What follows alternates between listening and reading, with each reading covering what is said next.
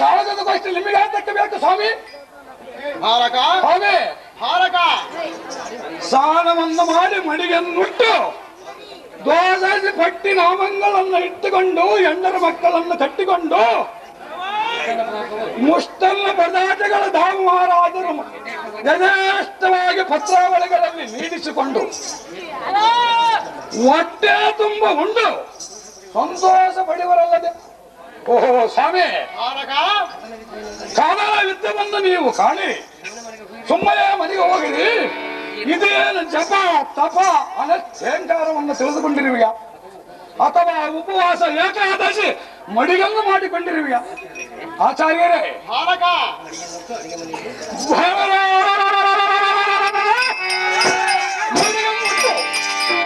ಅಡಿಗೆ ಮರಿಯೊಳಗೆ ಬಡಿದಾಡುವುದನ್ನು ಬಿಟ್ಟು ಈ ಬಡದಾಡುವ ಕಾಳಗದ ಗೋಷ್ಠಿ ನಿಲ್ಲಿಗೆ ಹತ್ತಕ್ಕೆ ಬೇಕು ದ್ರೋಣ. ಕನಕ ತುಪ್ಪದ ಮೇಲೆ ಹತ್ತಿದ್ಯಾ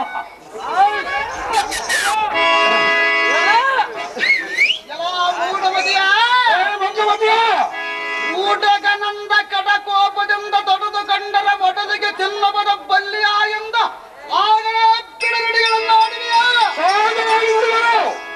ಅರಿಯಾಚನ ಮಂದ ನರಿಯಂತೆ ಹಾರಾಡಿ ಎನ್ನವೆಂದ ಬರದ ಸಹಜವಾಗಿ ಮಾತನಾಡೋಣ ಸ್ವಾಮಿ. ಜಡಜಬವ ಜಡಜಾಕ್ಷನ ಸುರನರ ಗರಟ ಗಂಧರ್ವರ ಒಡನ ಗಿದ್ದವಂ ಕೊಡವ ಜಡರದರ ಬೈಗೆ ಕಡವರ ಆಕ್ರಮ ಎಂದ ಪಡೀಪನಾದ ತನ್ನ ಕುರುಸೈನ ಸ್ವಭಾವಕ್ಕೆ ದುರ್ಯೋಧನ ಎನ್ನನ್ನು ಮಾಡಿದನು.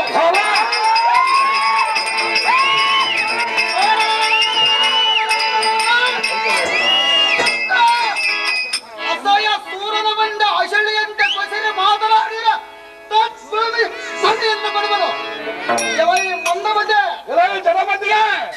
ಹಿಂದಕ್ಕೆ ನಿಮ್ಮ ದೊಡ್ಡಪ್ಪ ನಂಬರು ಗೋದರನ ವಿರಾಟನಿಗೆ ಬಾಡಿಸಿಗನಾಗಿ ಒಡಲು ಹೊರದಂತೆ ನಾನೇನು ಒಡಲು ಬರೆದು ಬಂದಿರುವನ ಹೇಗೆ?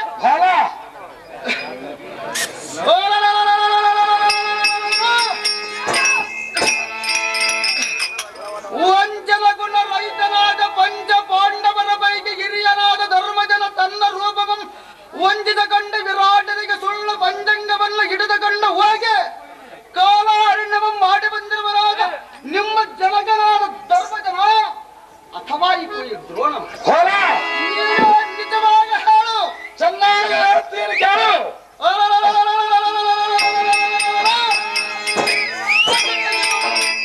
ಪ್ರಕಟಿಸ ಪರಾಕ್ರಮನ ಮುಂದೆ ಕುಲ್ಲು ಸ್ವಾನವು ಅಲ್ಲ ತರದ ಒದರಿದಂತೆ ಈ ಕೋಸ್ತ್ರ ಮುಂದೆ ಬಲ್ಲ ಬಲ್ಲನೆಂದು ನುಡಿವಿಯ ಹಾದರಾಗಿ ನುಡಿವನು.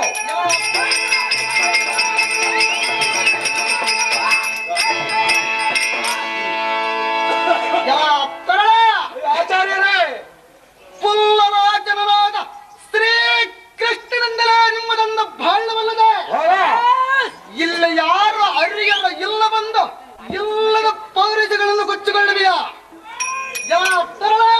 ಆಚಾರ್ಯರೇ, ಒಲ್ಲರ ಮನೆಯೊಳಗೆ ಇದ್ದು ಕಾಲ ಅರಿಣವ ಮಾಡಿ ಬಂದು ಕೈ ಬದ್ದೆಯ ತಿಂದಿದ್ದು ಆಗಲೇ ಬರೆದು ಬಿಟ್ಟಿಯ ಈ ಆಚಾರ್ಯರೇ, ಬಡಬಾಗಿನೆಯಾಳ ಗಿಡ ಗಡದಿಂದ ಗುಡಿಗೆ ಸುತ್ತ ಬರುವ ಬಾಣಂಗಳ ತೊರರಿಸಿಗ ಸುಭದ್ರಿಯ ಕುಮಾರ ನಿಮ್ಮಪ್ಪನಿಗೆ ದವರ ಬಿಟ್ಟು ಬೇಡದು ಗುರುವ ನಾನಲ್ಲವೇ ಪೋರ ನಿನಗೆ ಮಾತ್ರ ಹಿಡಿದಿರುವುದು ಸಂಪೂರ್ಣದ ಗ್ರಾಕ್ಷ. ಸ್ವಾಮಿ ಆಚಾರ್ಯರೇ, ನಮ್ಮ ಜನಗಳಿಗೆ ದರರದ್ದಕ್ಕೆ ಹೇಳಿದ ಕಾರಣ ಏನು ಅಪ್ಪವಂತೆ ದುಪತನನ್ನು ಹಿಡಿದು ತಂದು ನಿನ್ನ ಮಂಚಿದ ಕಾಲಿಗೆ ಸಿಗಿದನು. ಆಗ ನಿಲ್ಲದಂಗ ಭಾರವಾಯಿತು. ಇಲ್ಲದಿದ್ದರೆ ಶಪನ ಬೆಷ್ಟನಾಗಿ ದೇಶಾಂತರ ಹೋಗಬೇಕಾಗಿತ್ತು. ಆಗಲೇ ಮರ್ತ ಬಿಟ್ಟಿಗ ಬುದ್ಧಿಸೂನರಾದ ದ್ರೋಣರ ಸತ್ತರಾದ ಧರ್ಮರಾಜರು ಪೂರ್ವ ಕರ್ಮಕ್ಕೆ ಮನ ನಿರ್ಧರಿಸಿ ವಿರಾಟನಲ್ಲಿಗೆ ಹೋಗಿ ಕಾಲ ಹರಣಿಯನ್ನು ಮಾಡಿ ಉತ್ತರಗೋಕ್ರಾಣದಲ್ಲಿ ನಿಮ್ಮನ್ನು ಗೆದ್ದುಕೊಂಡು ಬರಲಲ್ಲವೇ? ಸ್ವಾಮಿ ಆಚಾರ್ಯರೇ, ನಿಮ್ಮಂತೆ ಮಧ್ಯಾಹ್ನ ಕಾಲದಲ್ಲಿ ಕತ್ತಿಗೆ ನೀರು ಕಟ್ಟಿದಂತೆ ಹೋಳಿಗೆಯ ತುಪ್ಪವನ್ನು ಹಚ್ಚಿ ಎದೆವರೆಗೆ ತಿನ್ನುವ ಬಂಡನಲ್ಲದೆ ಈ ಯುದ್ಧದ ಪರಿಶ್ರಮವು ನಿನ್ನಿಗೆ ಯಾತಕ್ಕೆ ತಿಳಿಯಬಲ್ಲದು?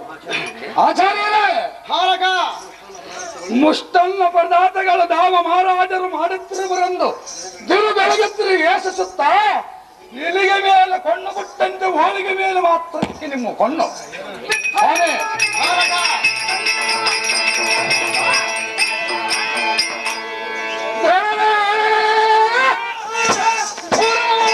ಹೇಳಿ ಬಂದರೆ ಇಧೋ ಕೋರು ಎನ್ನು ಬಾಬು ಬಲವನ್ನು ಪೂರ ರಣರಂಗದ ಮೇಲೆ ನಮ್ಮ ಕೊಂಡು. ಆಚಾರ್ಯರೇ, ಮಟ್ಟಿಯನ್ನು ಗೆಲ್ಲಿಸಿ ಕಂಟಕದ ಮಟ್ಟಿಗೆ ತಿನ್ನುವ ಬಂಟನಲ್ಲದೆ ನಿನ್ನಂತಹ ಪೆಂಡಿಗೆ ಕುಲ ಕಂಟಕರಾದ ಕೌರವನ ಜಂಟೆಯನ್ನು ಬಿಟ್ಟರೆ ನಿನ್ನಿಗೆ ಸುಖ ಉಂಟಾಗುವುದು. ಇಲ್ಲವಾಗಿದೆ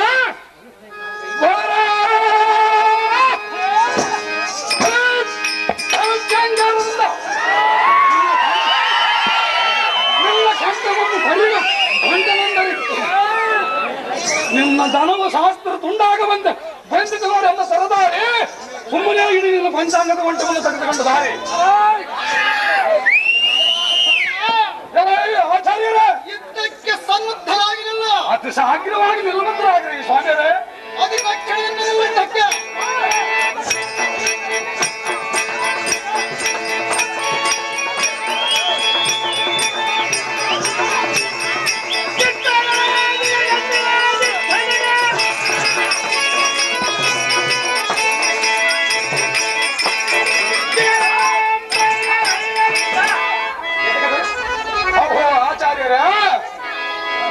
ಈಗ ಸ್ವಚ್ಛವಾದ ನುಡಿಗಳು ಎತ್ತವಾರು ಇಲ್ಲವೇ ಭೋಜನಾಲಕ್ಕೆ ಆಂಗಲಿಸಿದವ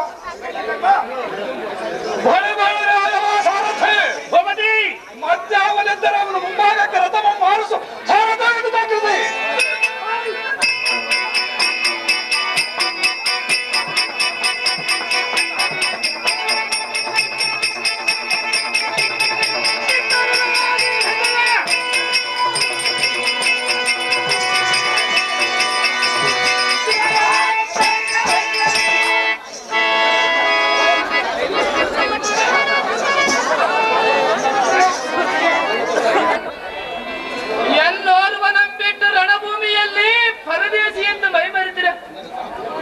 ಇಂದಿಗೆ ನಿಮ್ಮ ಋಣವನ್ನು ತೀರಿಸಿ ದಿಕ್ಕಿಲ್ಲದಂತೆ ಮಾಡಿರುವುದು. ಅಯ್ಯೋ ತಿರುಟಿ ವರ್ತನವೇ, ಎನ್ನ ಮೇಲೆ ಬೇಸರಗೊಂಡು ಎಷ್ಟು ಮೌನದಿಂದ ಮಲಗಿದರೆ. ಇಂದ್ರನ ಸಂಭ್ರಮವನ್ನು ಧಿಕ್ಕರಿಪ ಸಂಪತ್ತು ಸಾಮ್ರಾಜ್ಯವನ್ನು ದಾರಿಗೆ ಬಿಟ್ಟು ಹೋದರೆ ಮುಂದೆ ಎಂಬುದ ಗತಿಯನ್ನು ಸಾರದೆ ಇದಕ್ಕೆ ನಾನು ಹೇಗೆ ಮಾಡಲಿ ಗತಿ. ಅಯ್ಯೋ ಚಿತ್ತದ ರೂಪನನ್ನು ತಪ್ಪುವ ಪುತ್ರ ಲಕ್ಷಣಾದಿಗಳಿಲ್ಲ. ಎತ್ತ ಜನನಿ ಜನಕರನನ್ನ ಇವತ್ತಿಗೆ ನಿರ್ಭಾಗ್ಯರನ್ನು ಮಾಡಿపోದಿರೆ. ಮತಿವಂತಳಾದ ಭಾನುಮತಿಯು ಚಿದುಪಾಲನೆಯ ಸುತನು ಏನಾದನೆಂದು ಕೇಳಿದರೆ ನಾನೇನು ಹೇಳಲಿ? ನಿಮ್ಮ ಮರಣದ ವರ್ತಮಾನವು ಕೇಳ ದಾಕ್ಷಿಣ್ಯಕ್ಕೆ ಬುದ್ಧಿಯ ಮೇಲೆ ಬಿದ್ದು ಹೊರಳುವ ಸತಿಯಳ ದುಃಖ ಸೋಕಾಗ್ನಿಯನ್ನು ಹೇಗೆ ಶಾಂತಿ ಮಾಡಿಕೊಳ್ಳಲಿ? ಇಂಥ ಪುತ್ರ ಸೋಕಾಗ್ನಿ ಎಂಬ ಕಾರಣಕ್ಕೆ ದ್ರೋಣನೆಂಬ ಮುದುಗೂಗಿಗೂ ಮೂಲವಾಗಿ ಕುಳಿತಿರಬಲ್ಲ. ಅಹೋ ದ್ರೋಣರೇ, ಕಾಲಗೆ ದ್ರೋಣ ಅಭಿಮಾನ್ಯವನನ್ನ ಸೀಳದ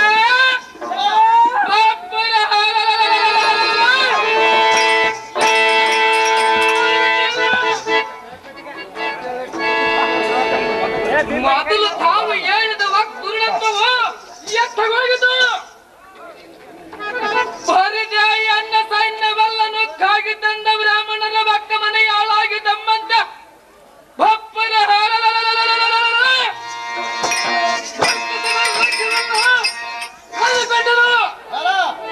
ಸ್ವಾಮಿ ಆಚಾರ್ಯರೇ, ದಿಕ್ಕಿಲ್ಲದಂತ ಮಕ್ಕಳನ್ನೆಲ್ಲ ಮುಟ್ಟಿಗೆ ತುತ್ತು ಮಾಡಿಕೊಟ್ಟೆ ಅಕ್ಕಲಾಗಿದ್ದು ನಮ್ಮ ಬಲವೆಲ್ಲ ಪಾಂಡವರ ಪುಣ್ಯಕ್ಕೆ ಈಡಿಲದಂತಾಗಿದ್ದು. ಹೋದವಣರೇ, ನಿಮ್ಮನ್ನ ನಂಬಿ ಅವರೊಡನೆ ಹಗೆಯನ್ನ ಕಟ್ಟಿಕೊಂಡಿದ್ದು ಈ ಕಾಯಿಯನ್ನು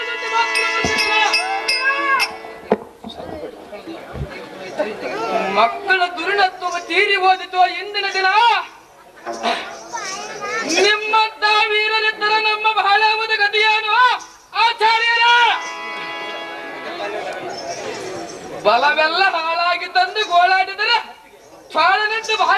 ಬದಿಯ ಆಚಾರ್ಯರೇ.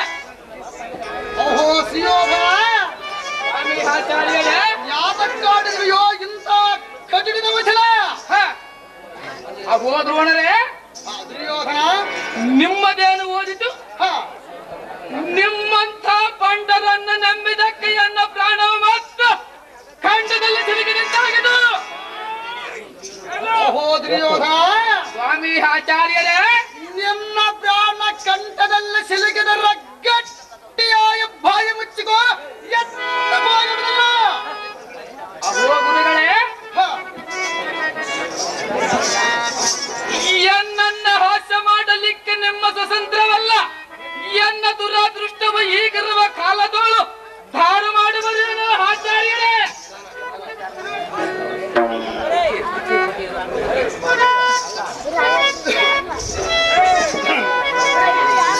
ಪೃಥ್ವಿಪತಿಯಾದ ಗುರುಪತಿಯ ಏನಾಧಿಪತಿ?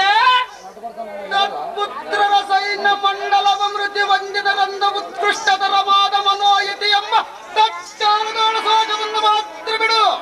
ದುರ್ಯೋಧನ, ಆಚಾರ್ಯರೇ, ಅವರವರ ಆವೇಶ ಪರಿಮಿತಿ ಇದ್ದವರಿಗೆ ಗಿದಿಲಿಖಿತವನ್ನ ಅಳಗಿಸಿ ಹೆಚ್ಚಿಗೆ ಬರುವುದಕ್ಕೆ ಸಾಧ್ಯವಿಲ್ಲ.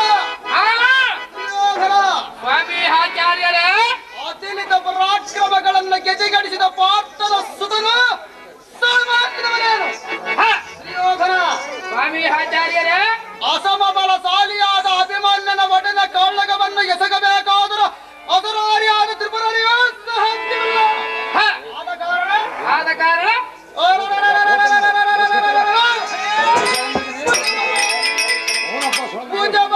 ದಂಡನಾದ ಪಾರ್ಥನ ಮೂರು ಲೋಕಕ್ಕೆ ದಂಡಗಳಿಂದ ಸ್ವಾಮಿ ಆಚಾರ್ಯರೇ, ಈ ರಂಡೇ ಗಂಡನ ಮಾತ್ರ ಭೂಮಂಡಲದೋಳ ಗಂಡಗಿಲಿಗಳಿಗೆ ನಂಡಾದ ಗಂಡನಂದ ಕಾಲ್ಪೆಟ್ಟಿ ಎತ್ತರಿಸುತ್ತಿದ್ದವನು.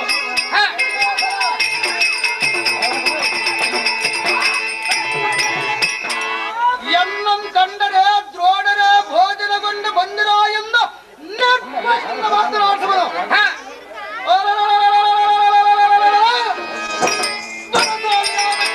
ಕೈಗೊಂಡಿಸಿದನು ಬಲ್ಲಿದನಾದ ಸೆಲ್ಲಿ ಎಂಬವರು ತಟ್ಟಿನಲ್ಲಿಸಿದನು. ಸ್ವಾಮಿ ಆಚಾರ್ಯರೇ, ಅಪ್ಪಣರಾದ ಕೃಪಾಚಾರ್ಯರ ಕಳವಳಿಗೆ ಕಂಡ ಕಂಬಿಡಿಸಿ ಕುರುಳಿಸಿದನು. ಅಯ್ಯೋ ಪಾಪ, ನಿನಗಿಂತ ಮೊದಲೇ ಪ್ರಾಶಸ್ತ್ಯ ಮಾಡಿದನು. ಇದು ನಮಗೆ ಶಸ್ತ್ರವಲ್ಲ. ಸ್ವಾಮಿ ಆಚಾರ್ಯರೇ, ಇವನಿಗಿರುವುದು 14 ವರ್ಷ. ಇವನ ಹೃದಯದಲ್ಲಿ ತುಂಬಿರುವುದು ಅಧಿಕವಾದ ಪೌರುಷ. ಸ್ವಾಮಿ ಆಚಾರ್ಯರೇ, ಇವನನ್ನ ಸಣ್ಣವನಂದ ಸಿಂಹನಿದ್ದರೆ ನಮ್ಮ ಸೈನ್ಯವನ್ನು ನೀನು ದಿಕ್ಕು ತಪ್ಪಿದವನಿಂದ ದುಃಖಿಸಬೇಡವನಿಗೆ ತಕ್ಕ ಪ್ರಯತ್ನವನ್ನು ಮಾಡುವನು. ಕುರುಬಾಪದೆ ಇನ್ನು ಮೇಲೆ ಸಾಹಸಕ್ಕೆ